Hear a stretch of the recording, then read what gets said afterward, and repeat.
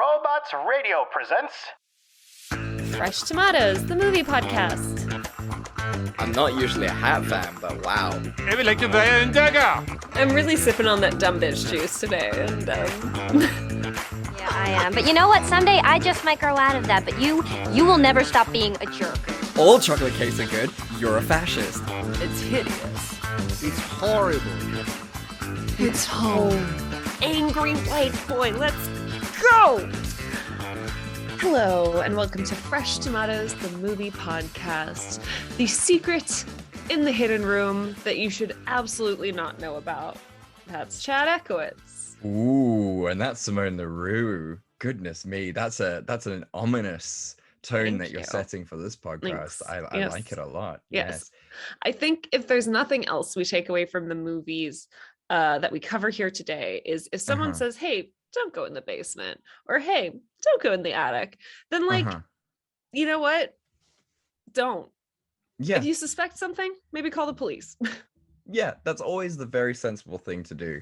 But horror movies have taught me that people aren't sensible. To be fair, these last 2 years have taught me that people are not sensible. Yeah, you know, that's been the theme. yeah, I think that's the thing, right? We always gawk and laugh at horror movies because it's like, why would you do that? That's so dumb. But then, you know, I think everything that's happened over the last few years has just taught us, well, to be fair, let's call it 6 years, really, since 2016. Really, you got to be wondering, you know, the baffling things that we do as a human race, and so you can't criticize, you know, victims in horror movies anymore. I don't think. No, you're it's just like, very you know what? hypocritical. Fair enough. Yeah, The human stupidity truly is boundless. exactly. And speaking of boundless stupid human stupidity, wow, that one got away from me. Ooh. Try that segue again. This is the Let's try power that of one again. podcasting. Exactly. And talking about boundless human stupidity, what would be the thing that you hid in your attic that you would want no one to know about? Like, what is your deepest, darkest thing that you would hide? Probably all the shitty fan fictions I ever wrote that you I'm can never see. that I'm still desperately waiting to hear and see, and I never haven't will. been able to find them. I'm hoping on your Pretty sure the deathbed. sites that they were on aren't online anymore. I feel you. Like I'm hoping that on one day it will surface. Someone on this podcast will be doing like a deep dive or something, and it'll come to fruition. Or even Don't you do on it. your deathbed will just come forward and be like, "Here you go, finally." Since I can't be embarrassed. Yes, because I'm gonna that's be what I'll dead. do with my deathbed, is give away my horrible fan fictions that I wrote as a dumb 12-year-old. That's all I want in this life. Best gift ever. I'll bequeath them to you in my will. Yes, but I have to still find them. Like, you won't just give them to I me. still have to willingly. find them. Shit. I think for me, what would you hide in the attic or basement? yeah, for me, it would be all the dumb gifts that I've given people in history. So, you know, for example, that movie that we made together. That was so cute. What are you talking about? Look, I loved it, but if you look back at like the comedy that I used, it was all shock comedy, and yeah, I'd rather devoid We all myself learn. of that comedy. Yeah, look, yeah, exactly. But honestly, I'd rather not get cancelled. So if that can stay up in the attic, That's that'd be fair. pretty That's great. fair. Yeah. Yeah. I mean, you Yeah. weren't like super racist or homophobic or anything that I can recall. Not homophobic, but definitely racist and definitely no. sexist. Yeah. Oh it yeah, wasn't great. definitely it was sexist and Yeah, yeah, that's probably fair. yeah. Let it stay in the attic. I think that's the best thing to do. Yeah. You've learned, you've grown, you've become Yeah, a better exactly. person. That's all we can ask for in this world, is just to Mm-hmm. grow with every day and just hope for the best. Yeah. Yeah. Well, talking about hoping for the best, what are we doing this week, Simone? This week, Chad, we have defaulted back to Old Faithful, the thing we Oh. can always lean on. Oh, Bad horror movies. Bad horror movies. that's the joy of horror movies, though, isn't it? Because no matter what, no matter whatever wells run dry, there will always be more bad horror movies to come. It's just the unending well of our content for this podcast. Yeah. I saw a tweet the other day that said that a mediocre horror movie is better than a mediocre version of every other kind of movie, and I agree. Ooh, yes, I completely agree with that. Come fight us, anyone who disagrees with that, but Yeah. that is so very true. Yes, Mhm. absolutely. I would rather watch a mediocre horror movie than anything else that was mediocre. Oh, yes. Absolutely. I Yeah. would rather watch a bad horror movie than a mediocre normal film. Yeah. Without a question. Yeah. Duh. Truly. Yes. Yes. So that's correct. So this week we will be doing Shutter from 2018. And depending on where you look on the internet, it's either don't go into the fucking attic or don't go into the attic. It really depends on where you look. Yeah. I found it as don't go into the fucking attic. So yeah, I found that on like IMDb and stuff, but when I was actually looking for the movie, it was don't go into the attic. And that was I had to like cross-reference on Shudder. Like you have Shudder. Yeah, that was what was weird about it. It was very strange. It was really, really weird. It was a weird thing. Yeah. But yeah, very, very exciting. And so let's decide who goes first. What are you drinking this week? I am drinking a nice rosé. Ooh, someone's having a hot girl summer, even though it's winter. Even though it's winter, it's been very sunny. Like global warming is in full effect because this has been like a pretty sunny August, where, as you know, usually Cape Town in August is like horrible. It's the worst month to be in Cape Town. Oh man, yeah, it's just sadness. Like the sky reflects the sadness that it is. Yeah. But you know what? I'll take it. I had a lovely day in the sun yesterday, driving around to different breweries and checking out. We stopped by. There was a petting zoo. I didn't do any petting. I'm not a child, but there were a bunch of baby goats. Not baby goats. I love baby goats. So yeah, it was just a lovely day. I've had so much pizza this weekend. Oh my gosh, that's incredible. So like lots of running this week to try and like, you know, balance. Oh, so much running this week. Oh goodness me. And I've got to ask the question then, like, you know, this whole baby goat yoga thing that you do, like that people can do. Would you do it? Like what's your feeling? Like yoga? Do you not like yoga? Wow. It's not that I don't like it. I think I just don't like yoga classes. And I say that as someone who doesn't really like any fitness classes. Right. Okay. Interesting. I don't know. Exercise is like my own quiet personal time. So like I like stretching, and I'll do like a little floor yoga routine to like work out any muscles. Like for a while my lower back was very sore, so I like did that. But like I guess like the spiritual side of it just doesn't appeal to me. I'm like the opposite of a spiritual person. Yeah, that's very true. That's very true. And then to be trying to do that, like having someone tell me what to do and hold these silly stretches while goats are busy prancing around and I'm not allowed to go after them. Just doesn't seem like a time. Like, couldn't I just hang out with the baby goats without someone telling me what to do? That's a good point. And I think it kind of defeats the purpose of yoga, right? Like the point of yoga is to be sort of zen, be in like a specific mind frame. Yeah. And how can you be zen if there's like a little baby goat? Baby goat running around. Like that's not just gonna completely like take you out of where you are. Like, it just feels completely against the integral basis of yoga. Like, but would you try it? I don't want to yuck your yum or anything here. No, I wouldn't, because like I do love yoga. Like I'm a huge fan of yoga. Although I must say I do make it competitive, and it really annoys me when I'm not like the most stretchy person. Which is probably again the like opposite of the not in the spirit. But it's fine. But yeah, I agree. Like baby goat yoga just sounds like it's going to be a recipe for disaster, and there's no way you can focus. I'm sorry, like it's not a thing. But what are you drinking? I am drinking absolutely nothing because, as you know, I was 45 to 50 minutes late to this podcast, so I just zoomed straight upstairs and set up. So I'm barren today. The you well can't text someone to bring you a cheeky drink? No, I'd rather. I'm happy. I'm happy to drink nothing. I drank like a whole 2-liter bottle of Coke on the way here, so it was quite. It was quite so you're real. Jazzed. I'm jazzed. I'm ready to go. Like I'm ready to paint the walls. Yeah, let's do it. But so let's talk. Don't go into the fucking attic. Why do I say addict? I mean, it works because there are addicts in this movie, but even so, like, Yeah. Attic. Okay, Attic. let's talk about stay out of the fucking attic. Okay, so a small team of movers, headed up by Albert Schillinger, played by Ryan Francis, his friend Imani, played by Morgan Alexandria, and newest member of the team, Carlos, played by Bryce Fernelius. This is actually a really cool moving company because they specifically employ ex-convicts and give them a second chance. They're going to help move out the house of Vern Mueller, played by Michael Flynn.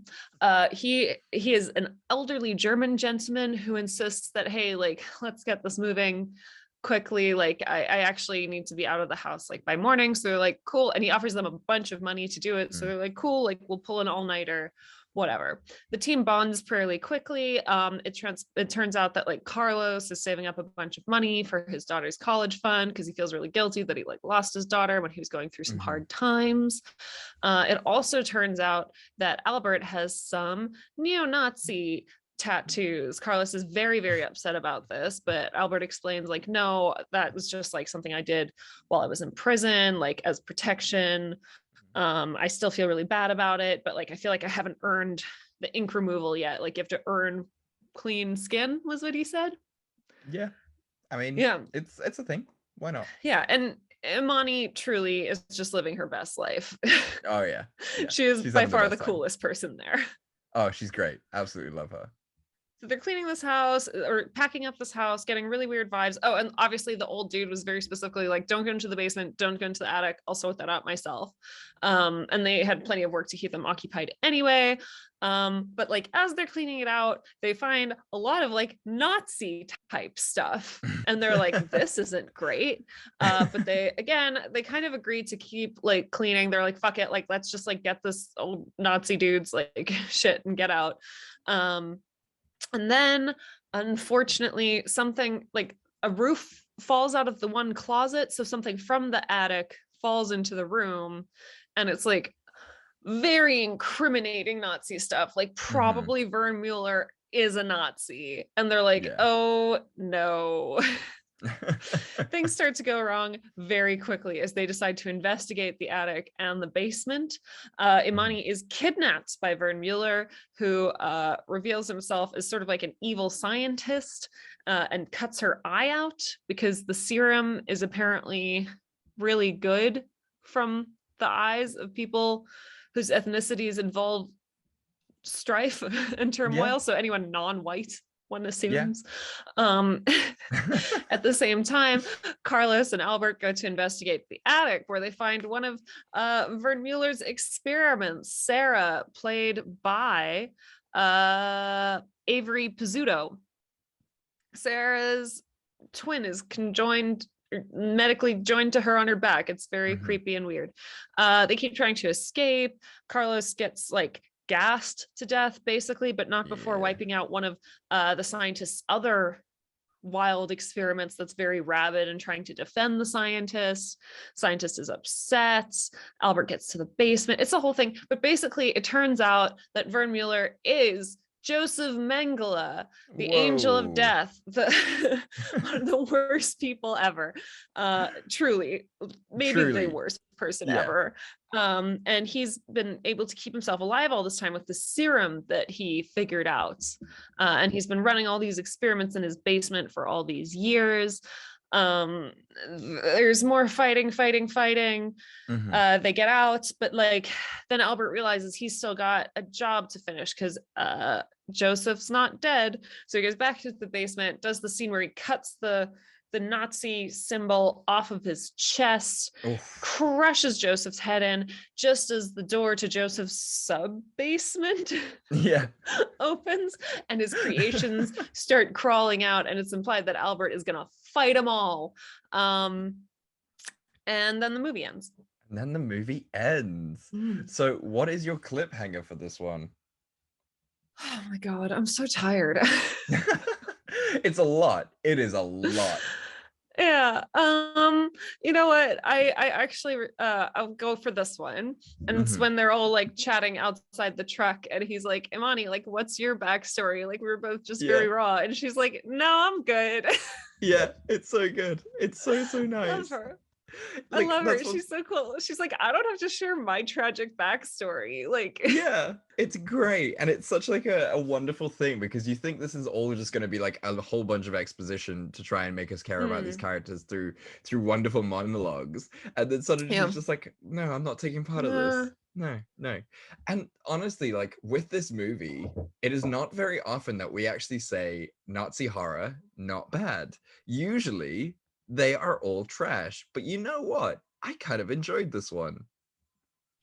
I didn't mind it. I don't know. I always hesitate a lot. I'm not even Jewish, but like I always hesitate a lot with Nazi horror because I always feel like people don't take they don't take it seriously. Like they don't take seriously like the visceral, like historic, cultural, like terrorism that these people wreaked on like an entire generation of people. Yeah. It's just like, ooh, experiments. So like, I don't love it. I don't love it. That being said, I kind of really liked the angle of like this neo-Nazi guy like trying to reconcile with like his past and like actually facing, you know, the OG Nazis, and like, you know, really understanding in himself that he's nothing like them and he doesn't want to be anything like them. I thought that was a very cool angle, and I think that added a bit of extra something to this movie. Definitely. It wasn't sort of like your typical tropes of sort of like Carlos's trope, which while typical is still nice, of the whole, oh, I'm just trying to save my daughter and rehabilitate this guy. Yeah, he was just very cool in the fact that he didn't forgive himself and you know fought against it. And that end scene where he like literally like cuts it out, it's so unnecessary. gross. It's so grim. Necessary, but like it was, I mean, it made the sense symbolism for like was point. Like for his character it was arc. really good. Yeah I thought it was a very bold move to bring Mengele into this. When they said I am Joseph Mengele, I was like, oh, okay, he's not like your dad. No, we're just gonna just straight out, we're just gonna go for it. Just, you know, that is a very, very strong move. I don't know if it was the right move, but shit, especially bold. like my whole thing, right? Like, and I'm not a historian, so people can correct me here, but like Joseph Mengele wasn't a great scientist. He was just a horrible person with access to, you know, human experiments. Yeah, he was just like the worst human being who he had was just a lot a of money. Serial killer with funding. Like he wasn't smart. He wasn't super smart. He wasn't like a genius doctor who could figure out the serum for eternal youth. Exactly. And apparently not share it with any of his Nazi brethren. But yeah, no, he had the same level of crazy that Hitler had, and so they kind of like really meshed well together.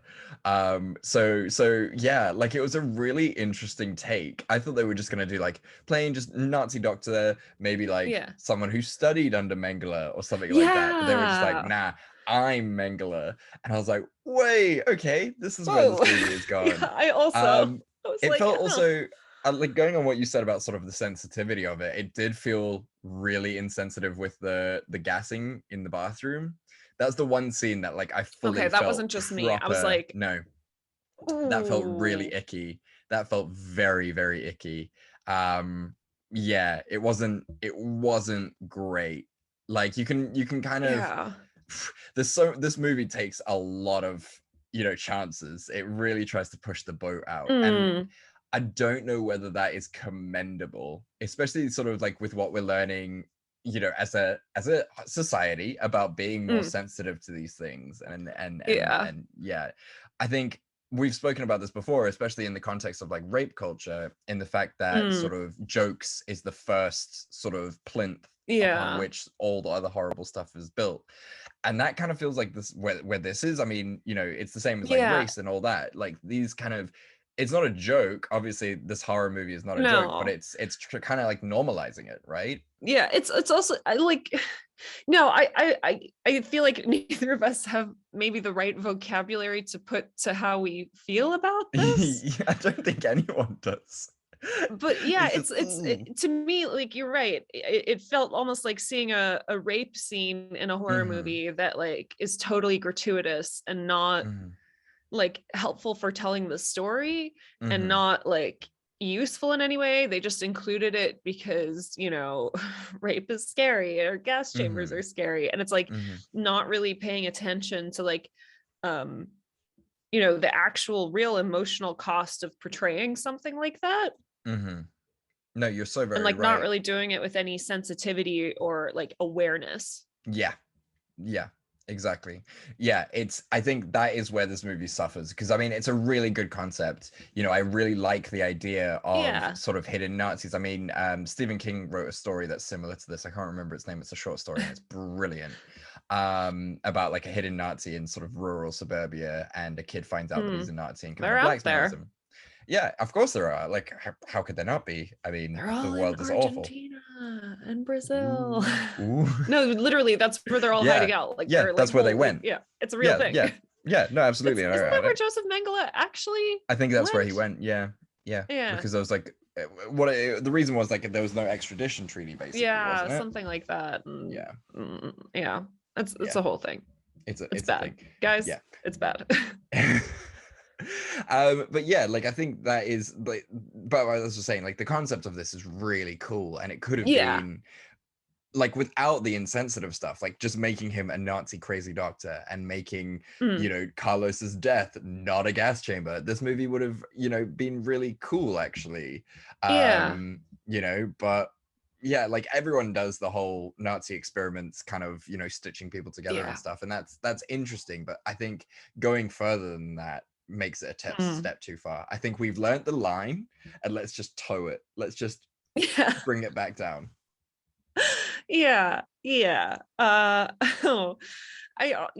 Especially like I think there's some like incoherent messaging sometimes in this movie, because you know, obviously they try to rescue Sarah, the like abomination in the attic, and then like Mengele like unleashes all of his monsters from the basement, but it's like surely they also deserve like the same level of empathy yeah, exactly. that Sarah does, just because they're not pretty white girls. Exactly. Like they're all victims too, I think. Exactly. And it's also implied that they're like on Mengele's side, like they're all sort of his demons. So why did he have them locked up like that? Because, you know, his one faithful demon experiment thing was like allowed to be free and just do whatever it wanted. And why weren't the others, you know? Like it would have been much cooler, I think, to do sort of what they did in like Lovecraft Country, where like it was like all ghosts, but it was like all this like evil doctors, victims came out and like basically killed him. Right. And like I think that's like a little bit more poetic than some random ex-neo-Nazi killing this Nazi plus his victims. Yeah, it's weird. It's a weird take to end it on. I mean, look, the ending scene is very cool. Great ending. I mean, the fact that he's like just standing there and he's like, "Come on, let's fucking do this." I was like, awesome. yeah. So like on that basis, like I hope they don't. But do you reckon there'd be a don't go into the attic too? I don't think they should. I think that was a great place to leave it. Sometimes like a good story, you got to know where to end it. Exactly. And I mean, if you're going to push the boat out on the first one, you have to do something bigger on the second one. And like that would just be another step way too far. There's like all the Nazi doctors are hanging out there. Hitler's still alive somewhere. Mecha Hitler comes back from the grave. Oh, just too much. Please, way too much. Yeah. So what is your golden nugget of this one? My golden nugget of this one is I do feel like there's something here. I've mentioned this already though, with like an actual like neo-Nazi meeting like an old school Nazi and seeing like the reality of like these fucking losers that they worship so much. Yeah. And I think there's something to that, especially like in today's current climate. Like, yeah, I always think like, I don't know, maybe I'm just too optimistic about the world, but if these actual like fucking losers like saw a real concentration camp, or saw like actually like the human carnage and damage like that their ideology is supposedly pushing for, I don't think they'd be as tough as they think they are. No, absolutely. And yeah, I think like that was a very interesting thing to have there, where like this guy is like facing this old ideology that he like supported for a time, and he's clearly grown and learned from. I think it's cool, like, he's got this team of 2 people of color who he works with and respects and admires, and like, the dichotomy there. And I think that would have been something really interesting to explore, and it would have, like, it already gave the movie as it was like a lot more depth. Absolutely. But I think they could have definitely spent more time on that, right? Absolutely, definitely. I mean, there is so many sort of like subtext and like really good themes with that. And it's kind of brushed over, and it's tried to like, it's used as a weapon against him when the Nazi doctor's like, oh, that is not a sign from prison, that's like a proper Nazi shit. And it's like, okay, you're using it as a weapon, but this dude has clearly changed who he was. Like, and he feels deeply shamed about it, and he's honestly trying to work it off. So yeah, they could have, like you said, I mean, don't we all have things that we want to hide in our attic, as we said at the beginning of this podcast? And so I think they could have worked with that a bit more. You're absolutely right. Yeah, for sure. What's your golden nugget? I just love the fact that it's a moving crew who are sort of, all ex-cons and things like that. I just, they've all got hearts of gold. Warms your heart. I love that. They're just such a fun group of people. It's one of those really nice horror movies where instead of being told you have to root for them, you are actually made to root for them, because it's just like they are all trying to make their lives better, but they're still just doing their people. Best. Yeah, exactly. And they've got this awesome money, and they've all got goals that they want to reach, except for the female mover who's just like, I just like to get it paid, like that's all I want.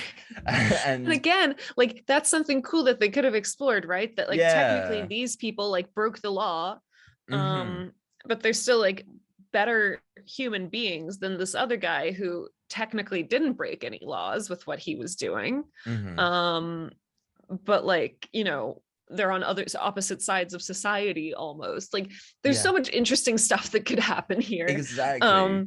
And I would have really liked to see that. Exactly.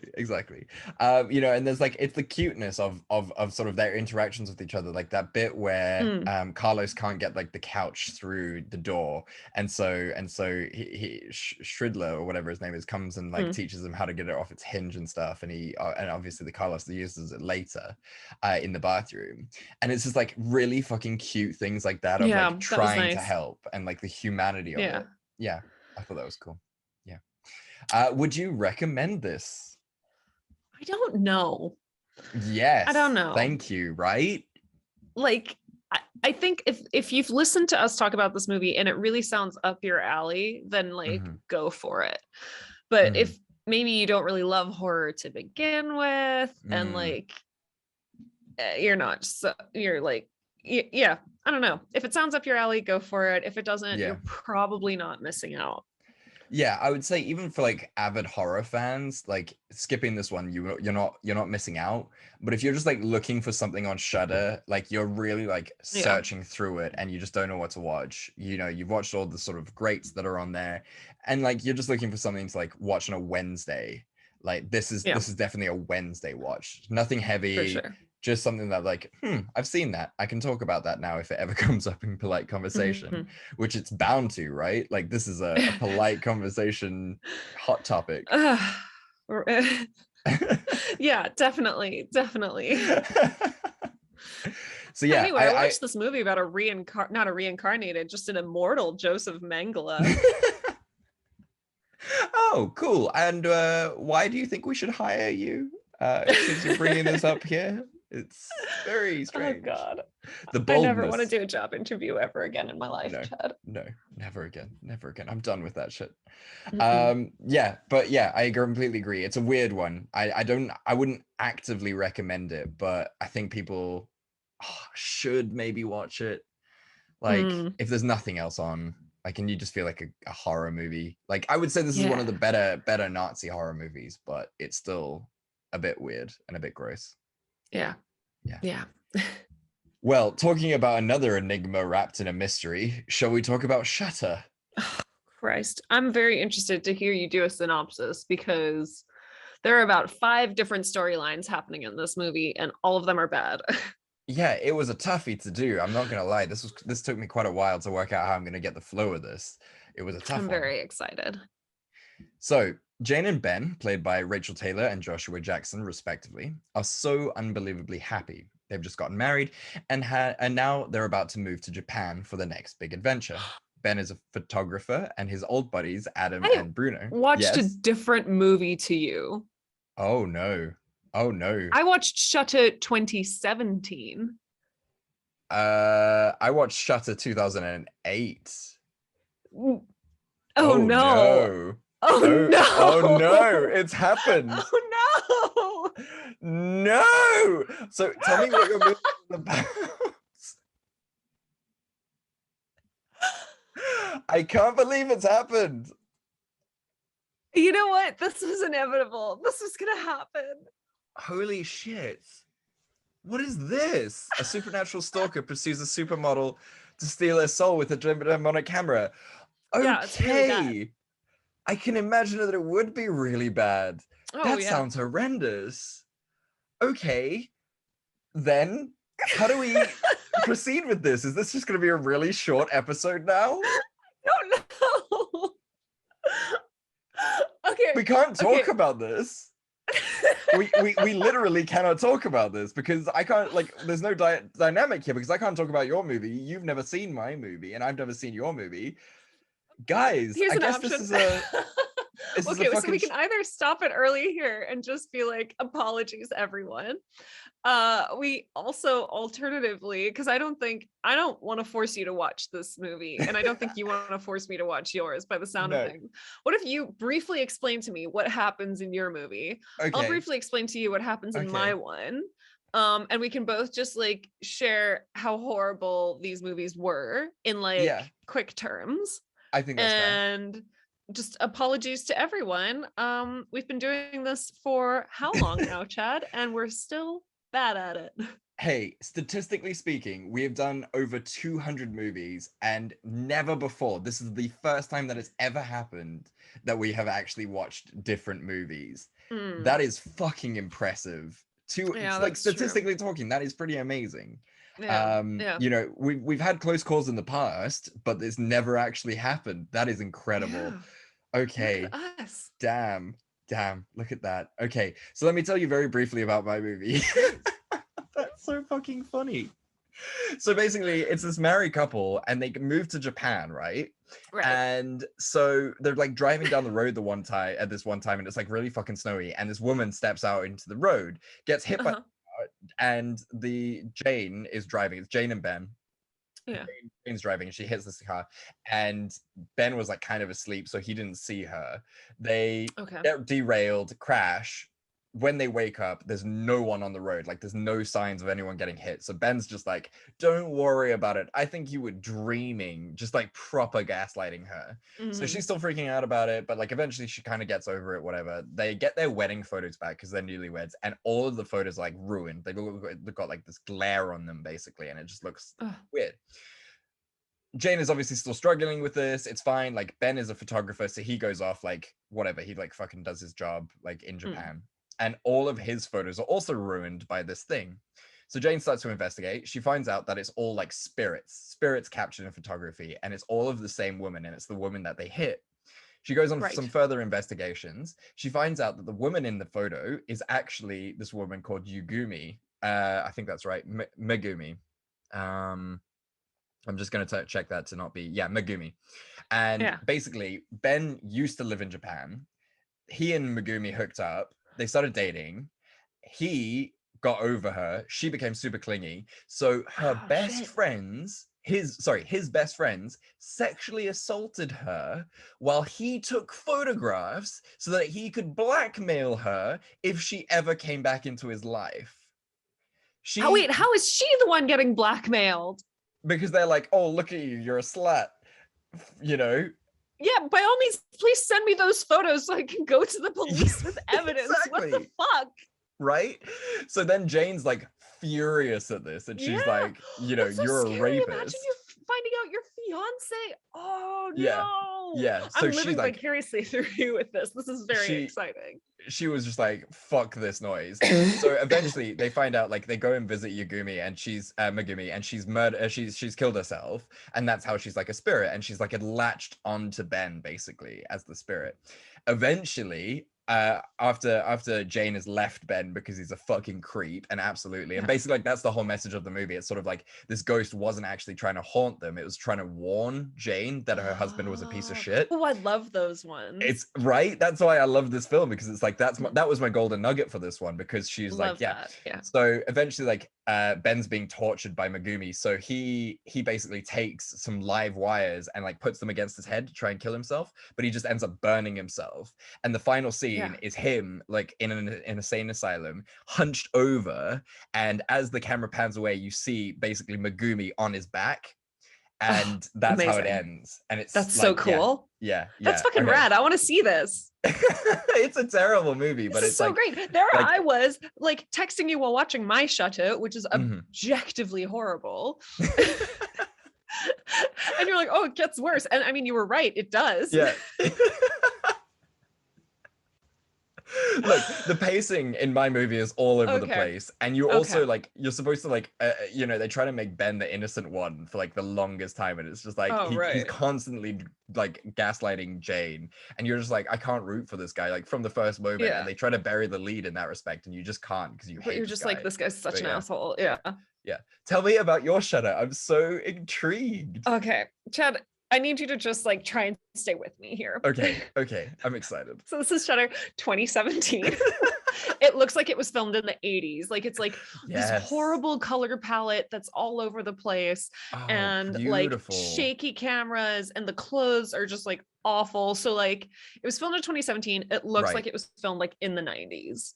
Okay, right. Okay. Excellent. So I'm gonna try and You weren't prepared to do a synopsis, so I don't blame you here. So the story partially follows these two siblings. Now, what happened was when they were young, the one sibling, I forget his name, let's call him Leonard. Okay. Leonard, he stabbed their parents to death, and he goes to like an asylum. And meantime, like his sister, I guess, like grows up, and she's a supermodel. So the movie picks up as like his supermodel sister is like living her life, but she like won't look at mirrors. Like her contract stipulates that she won't like do anything with mirrors. Her agent, who is a big part of the story, or her publicist, Kate, who's a big part of the story, like literally goes into hotel rooms before her to like cover up mirrors, and stuff. So it's like really weird. And basically it turns out this is just one storyline of this whole thing, but it all like comes together. And it turns out that like they both thought that their father was possessed, and because of that, like Leonard killed their father. And Leonard like spends all of his time working with like this doctor friend that he makes in rehab. Like it's one of his doctors, but he considers the doctor his friend. Like basically being like, no, it was like a group delusion that the two of us had. Like I need to move past it, blah, blah, blah. And like he gets released. And his sister's like, no, it was real. And he's like, no, you made up that demon in the mirror that possessed our father. And she's like, no, but you told me about him first. So then he like basically spends the rest of the movie until the end like going on some weird spiritual journey through the streets, like, and then it turns out that the doctor that he befriended in rehab wasn't real. It was like all a figment of his imagination, but the figment of his imagination was also protecting him from this demon spirit the whole time. So that means like maybe the power was in him all along. And then at the same time fuck off, this movie is ridiculous. The supermodel sister, her name is Lake.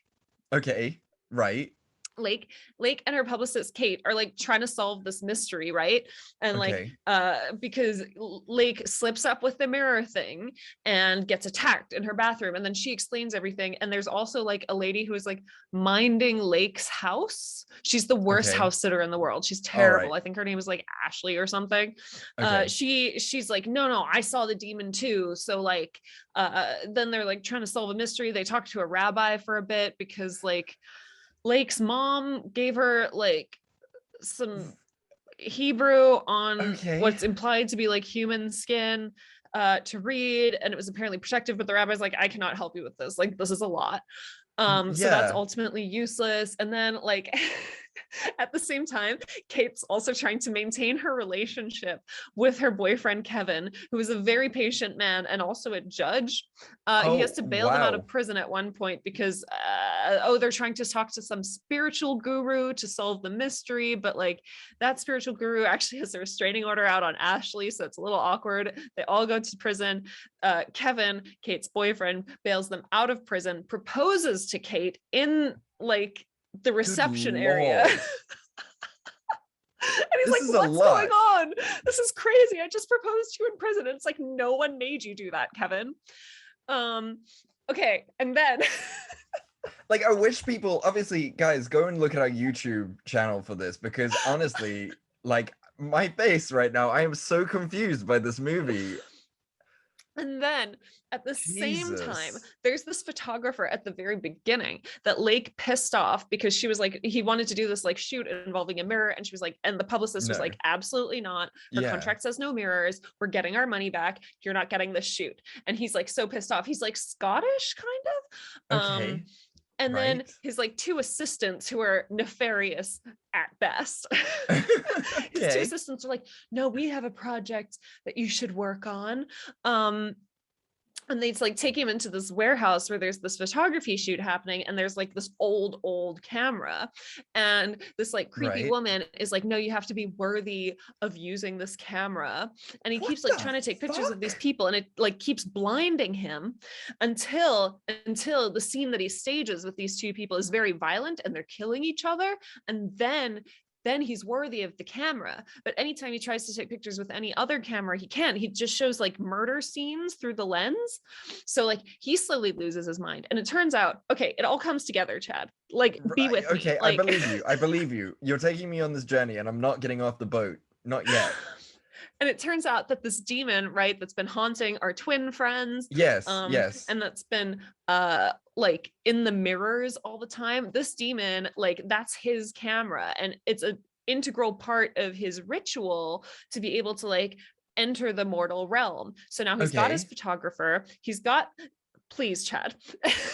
I've got a whole bunch of questions, but yeah, I'm just gonna like. And now, you know, he's got this cult basically that's enabling him. And they're the ones who are setting up, like the brother getting released from the asylum, they're setting up, getting this photographer involved so that he can come in. And basically it all culminates. They've kidnapped Leonard while he was wandering the streets, sadly, and realizing his doctor was fake. They've kidnapped him. He's tied to an altar. Lake tries to save him. She's very bad at it. And then it ends with them all stabbing Leonard to death, this cult in red robes, while the photographer is taking pictures. And then the demon is finally able to enter the world through the mirror. And then he's like, no, you should all kill each other. So then all the cult members start stabbing each other. The guy's still taking photographs, and I think that's energizing the demon somehow. And then he kills the photographer because he's a demon. But it's like the demon is just like an old man in a suit. Oh, okay. So they went really conservative with it. Okay, fine. A creepy old man in a suit, but nonetheless. And then Lake saves the day. She takes the camera from the dead photographer and takes a picture of the demon, and that apparently can kill him. What a loophole. And I think I now cannot for the life of me remember how this fucking movie ends, but I think it ends about there. And then she gets blamed for like all the murder stuff. And then the movie ends. I mean, I have a lot of questions. Like, I have an awful lot of questions. I cannot answer any of them. I want to know how you feel. First of all, like you were texting me throughout this watching of this movie, and I mean, given my previous context, I like it made sense why you were saying this, like all these things to me. I was like, you're being a little harsh, but I can understand where you're coming from. Hearing what you have just said about this movie that you watched, I don't blame you at all for having those feelings. I think you were actually being very, very nice. I think you were pulling your punches. This is the thing. This is the downfall, is I didn't want to discuss it too much. Yes. And then we lose the magic. Yes, absolutely. Although I feel like we've definitely created our own kind of magic here today. This is a wonderful sort of shenanigan. Do you see why I'm actually very jealous of your movie? Because at least it had a single plot line. Yes, your movie sounds very complicated. Oh, and it was very badly done. Every single plot line was terrible. The acting was all bad. There were some horrible practical effects where, like, you know, they do in horror movies where like they show an up close stabbing and it's clear that they're stabbing like a prop or whatever. And then they pull back to show like the person bleeding. But like the lighting and color grading was totally different between those two cuts. Fantastic. I'm actually, you know what? Now, like you've said this to me. Hold on, I want to check the messages that you've said to me, that you've sent me. I think they're gonna make a lot more sense with what we've just been discussing. So I'm just gonna read these back, and it will be interesting for our people. So you said, "What the fuck is happening with Shutter?" I said, or better yet, why did Shutter happen at all? And then you said, I'm 30 minutes in and I want to die, which I think is very, very fair from what you've just said to me. Yep. This is okay. Now that I see this message and I'm reading it more clearly, it makes a lot more sense. I can't believe this came out in 2017. Why did I not pick up on that? Why did I not go, wait, hold on, 2017, not 2008. I should have realized that. You were very busy. You were busy this weekend, Chad. That's on me. Then you said it's like a terrible student project. That's when I was like, that's a little harsh. But I should have realized. But yeah. I'm so, to be fair, thinking about that, even if at 9 o'clock this morning when you texted me that, 9 o'clock my time, 10 o'clock your time. Yeah. I think it would have been really shitty if I had just been like, wait, no, you're watching the wrong one. You now have to go back and watch another terrible movie. So like, I'm kind of glad that I didn't postponed this. Yeah, that's also true. But this is just like a really nice happy accident, I guess, because yikes. Yeah. Film, is there anything redeemable about your film? No, just terrible from start to finish. I know, like usually we break it down a bit more and like get into the minutiae. I mean, we can't, but no, it was really bad. It was really long. You're trying to solve a mystery that they don't even bother to set up nicely. Damn. What about your movie? Was there anything like, your movie sounds cool. Like it sounds like there's some like nice suspense there. I always love a nice, the husband did it plot where the wife is like slowly realizing that her husband's a dick. Love those. I love it. I love when the demons are actually on your side and there is a warning, not as a threat. That shit really makes my day. I love demons who are helpful. Like that's very, very cool. I think that's what's redeemable about it. I mean, it's all terrible. Like, you're not convinced by any of these characters and they're all shit. Jane is lovely, but she looks always she looks anxious all the time, even when she's having a good time. Who could blame her? I mean, and so yeah, like it's fine. I would recommend it. Like I would say, because you love horror movies, I would say go and watch this, especially because you love sort of the husband does it kind of thing. But I would say give yourself a break. Take it easy. Watch a good horror movie before you watch it, that please. Was exhausting. I can imagine. Lie, Chad. Oh man. Okay. That being said, if you do like a good plot like that, Things Seen and Heard does that really well. Okay, cool. I'm gonna watch that. I mean, I know that's about it on probably a total spoiler, but you kind of get the idea that the husband's sus to begin with. So fair. I mean, you spoke about it on the minisode, so I do definitely want to check that out. So cool. Well, I guess that's it, Simone. That has been both wonderful and a shit show. And I'm so glad. Guys, thank you so much if you're still listening, thank you for just writing that out with us. You know what? Improvisation is half of what podcasting is. And that's what we did there. And it was great. I think we created great content today. I'm proud of us. Yeah, I'm glad that we both actually got to see that. I got to explain that plot to you. It was very therapeutic to me, I can actually, imagine. to like go through it and be like, okay, that wasn't Yeah. like a fever dream that I imagined. Yeah, no, that's great. Yeah, and to be justified in how you were reacting to that film, I think that's very fair. Absolutely. Well, next week is our end of the month episode, and what we're gonna try and do now. Yeah. So next week. No. Yeah, we're gonna be watching. Sorry. Oh wait. I don't mean to be a dick. No. Yeah. Oh, sorry. No, we're watching those for the week after. Yeah. Yes. We don't have anything planned for this week. Okay. I cool. have an idea for next week. If Excellent. You're open. Yes. I have nothing, so go for it. So I was reflecting back. I was thinking to myself, Simone, where did your crush on Antonio Banderas come from? Spectacular. Okay. And the very clear answer to that is the Zorro movies. Ooh, okay. So would you like to do Zorro 1 and 2? I think the one is like called The Mask of Zorro, and the other one's called like The Legend of Zorro. Right. Okay. That's cool. It's Antonio Banderas, it's Catherine Zeta-Jones being just the most beautiful couple. I love it. I love it already. I'm about it. It kind of gives me sort of Spy Kids vibes as well, but that's just Antonio Banderas. Like, so yes, I'm very about that. Let's do that. That sounds good. Okay, let's intro it again. So, Simone, after the shit show that was this episode, I think we need to be very clear on what we're going to do next week. Like, explicitly clear. I think we should actually, I think we should watch the movies together, because we clearly cannot be trusted to watch. I need you to show me random pictures of the movie that you are watching so we can confirm. Yes, 100%. So what do you think we should do next week, and be absolutely clear?